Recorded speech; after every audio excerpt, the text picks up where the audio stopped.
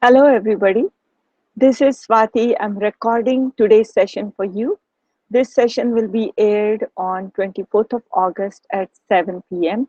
I'm recording it just about an hour before this. I'm really sorry I had to record yesterday and I had to record again today, but I'm really going to try to rearrange some of the things so I can be live. I'm really sorry about this. But I could not avoid yesterday's and today's other thing that I needed to take care of. So we want to continue our discussion on self-compassion. Yesterday we looked at acceptance as the first step. We also looked at Chris Germer's work. Today I am going to talk about a key figure in the area of self-compassion who has not only conducted good research, but she has also been doing workshops on self-compassion. Uh, as I said, a key figure in establishing self-compassion by using research studies. Uh, Kristen Neff, Dr. Neff is a professor in UT Austin, and she, as I said, has done studies. I would like to show you her website. So if you want, you can go on her website and check out some of the things that she's talking about when it comes to self-compassion. So first I'll show you her website. So let me go to that.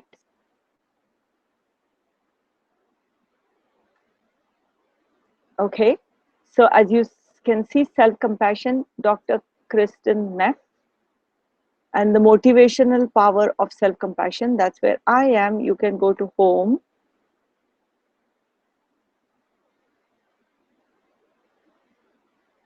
And I hope you can all see this, what I'm trying to show you at this point.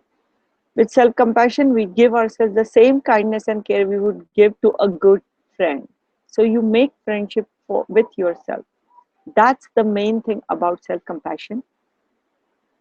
And what I want to actually talk about today is also the fact that self-compassion can be a motivating factor. Now, if we want to get something done, how do we typically drive ourselves?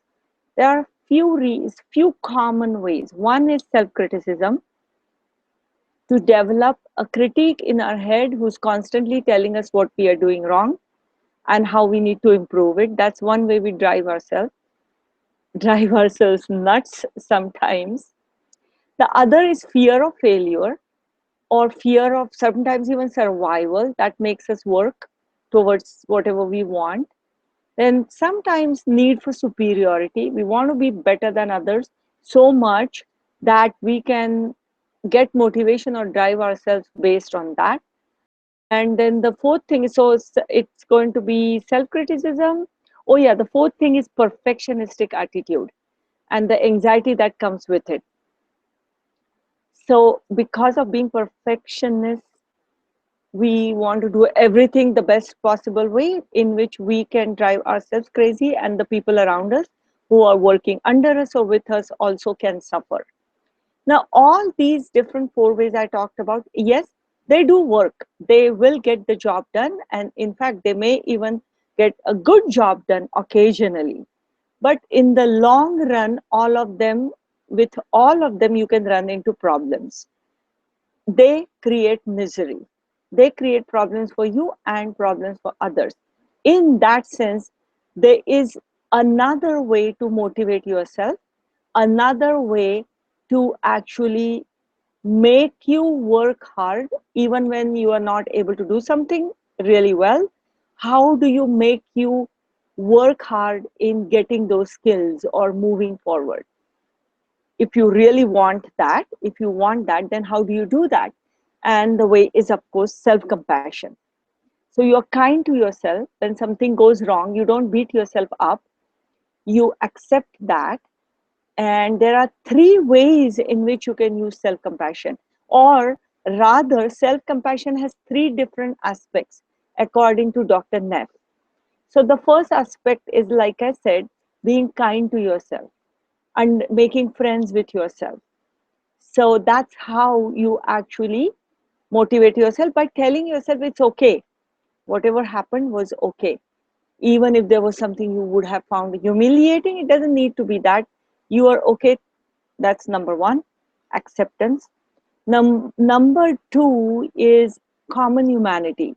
That whatever has happened, you are not the only one.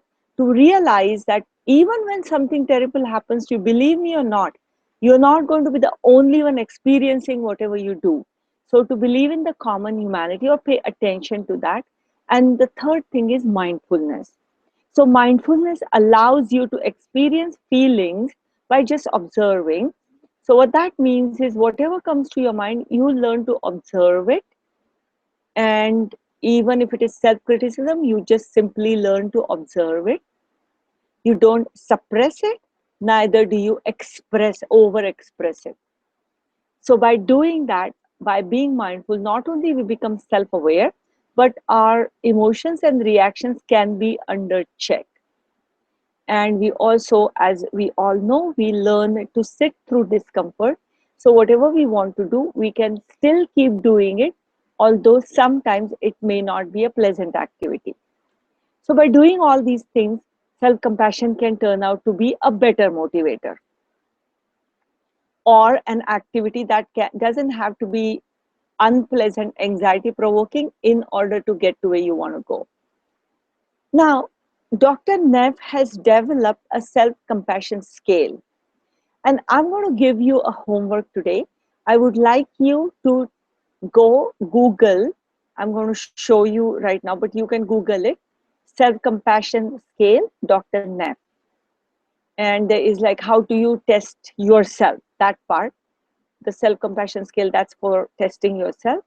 Go to that and take that scale yourself. And I'm going to ask you to email it to me. If you want, email it to me. That way it will be in my record, and it will be something, you know that, okay, you are doing it, and more motivation to actually do it.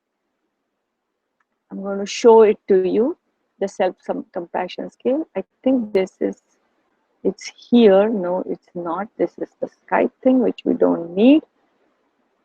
I'm sorry. Okay, so let's see, self-compassion. Okay, here. Self-compassion scale.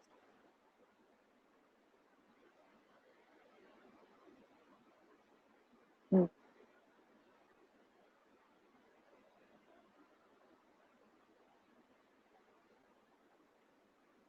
I'm sorry. Let me get rid of the bottom first. And then, have you noticed I have to say I'm sorry a lot of times today? Okay, so let's see. This is the one. Okay, so how self-compassionate you are. So as you can see, it's by Dr. Kristen Neff. By Dr. Kristen Neff. And just Google Dr. Neff self-compassion and test how self-compassionate you are. And when you go there, you will see that there are different questions. It asks, it's really easy. And then it also tells you how to score, and then the score interpretation. So as I said, if you can send it to me, you will have more motivation. And also maybe we can talk about it next time. I'm not going to mention anybody's name, but I will just get a feel for what is going on. What you also may want to do is, if there is anything in last few years where you think you have used opposite of self-compassion, where you have beaten yourself up, you have been ridden by that thing, or you have been afraid, or something that is not self-compassion, you haven't been compassionate towards yourself. If you want to just write maybe a couple of lines, again, it's not something I'm going to mention on air with your name, but it will give me some idea of what you could be dealing with. And that way I can address it when we have this session next time. So email me at tomeditatetogether@gmail.com. tomeditatetogether@gmail.com. And with this information, now let's start doing a self-compassion meditation. So sit with your spinal cord straight and close your eyes.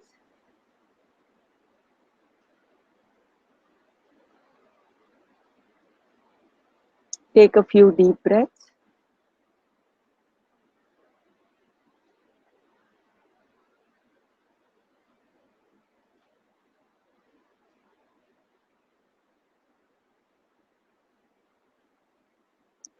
And relax your shoulders.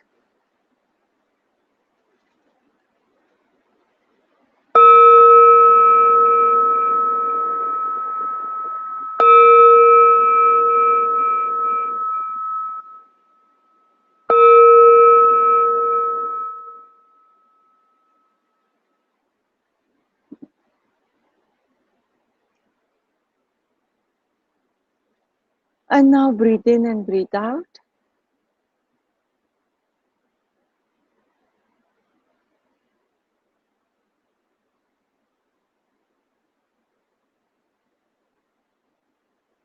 And pay attention to your breath for some time.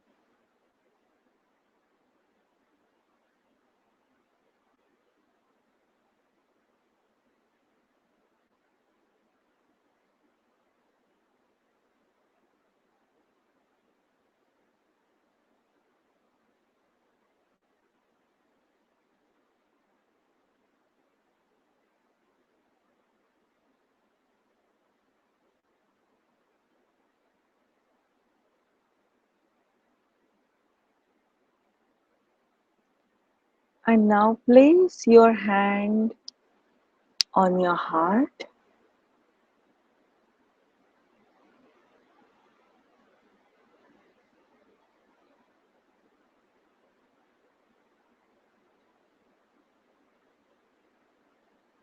And first notice how the hand feels like on your chest where your hand is touching. How does the touch feel like?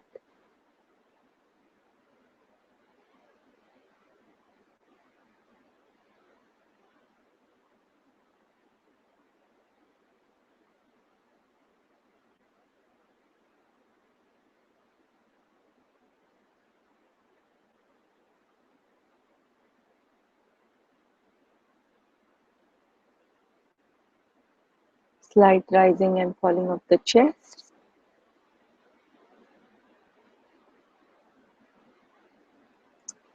Do you feel the heartbeat?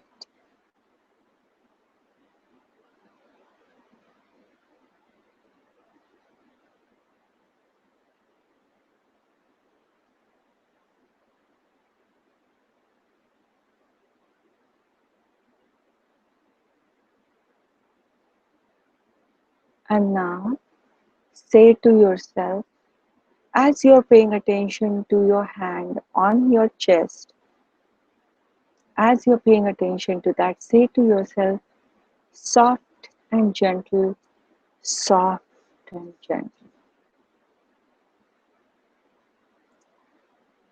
Pay attention to what you're saying.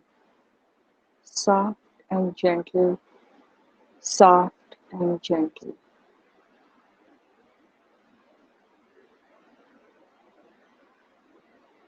And as you are saying it, see if you actually feel it. What feelings come to your mind and your body? Soft and gentle? Just notice if you really feel it or not.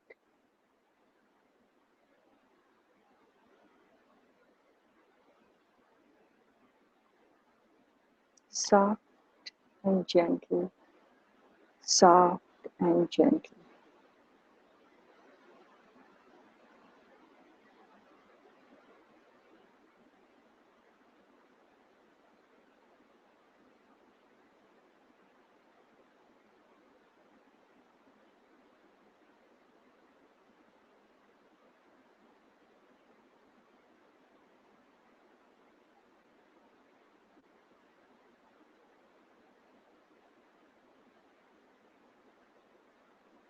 May I be happy. May I experience peace. May I be at ease.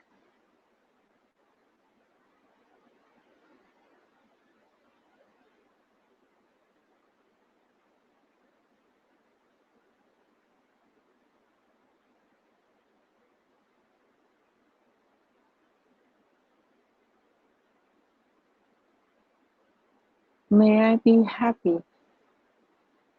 May I experience peace. May I be at ease. And one more time, pay attention to what you're saying. How does it feel like when you say it? Soft and gentle. And may I be happy. How does that feel like? May I be at ease.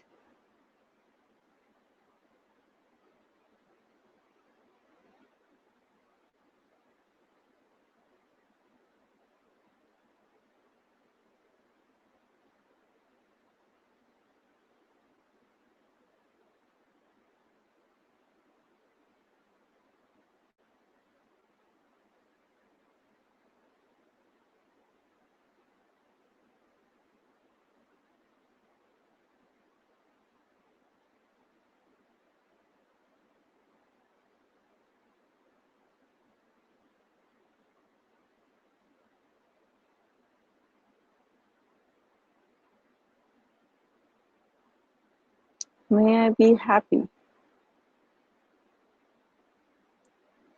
May I experience peace. May I be at ease.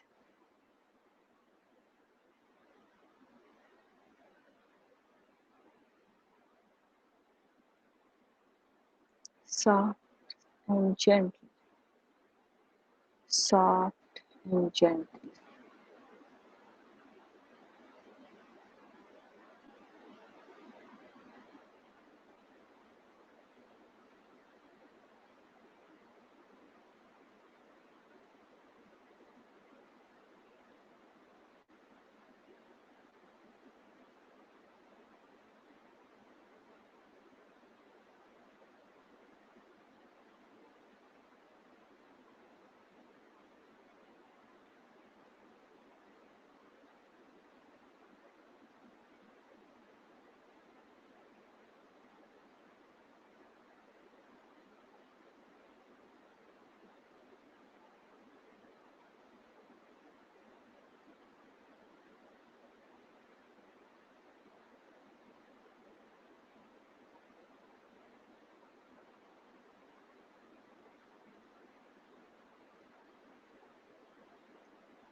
Soft and gentle. Soft and gentle.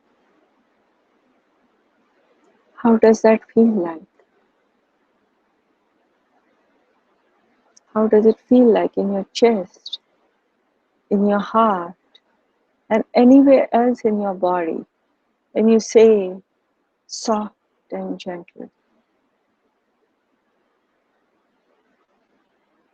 May I be happy. May I be at peace. May I be at ease.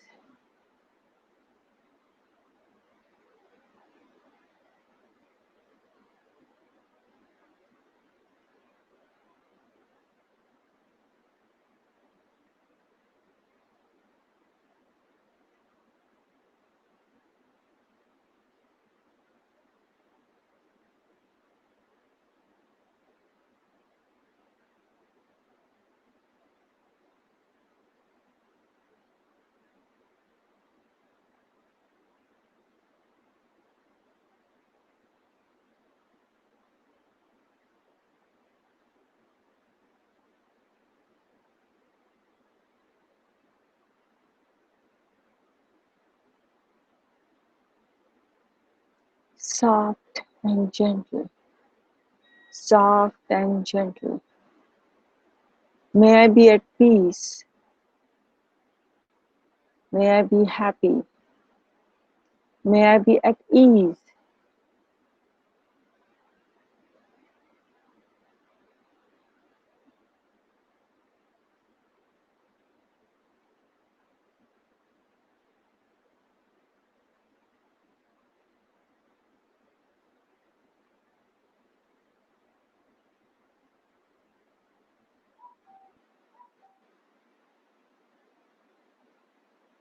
Pay attention to what you're saying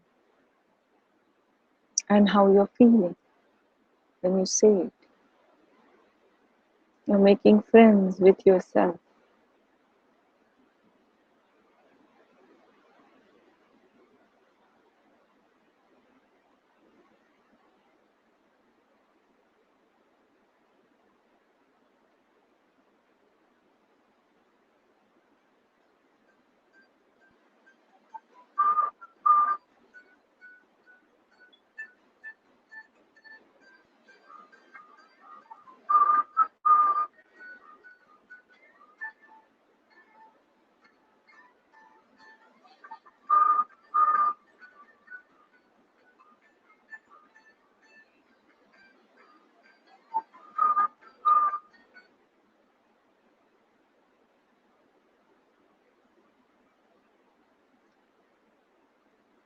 May I be happy. May I experience peace. May I be at ease. May I make friends with myself.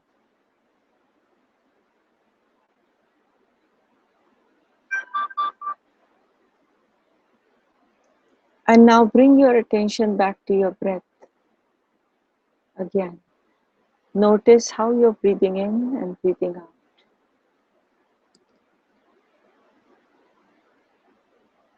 Pay attention to the breath.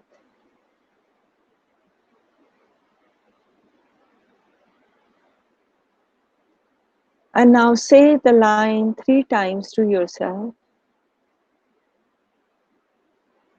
Breathe in, I smile. Breathe out, I'm okay. Breathe in, I smile. Breathe out, I'm okay. Breathe in, I smile. Breathe out, I'm okay.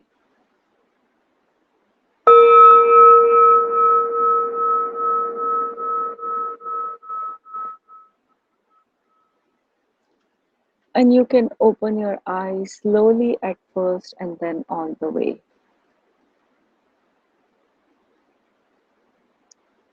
So we want to make friends with ourselves through mindfulness and through realizing the common humanity, through acceptance. And that's the way we want to motivate ourselves to go where we want to go or to do what we want to do, whatever it is. So we'll talk more about it tomorrow. We'll also do some exercises. But before tomorrow, if you can, right away, Google Dr. Neff self-compassion scale, testing yourself, and send me the scores if you want me to have it in my record. And also tell me if there is any way you have acted against self-compassion. And I'll see you tomorrow.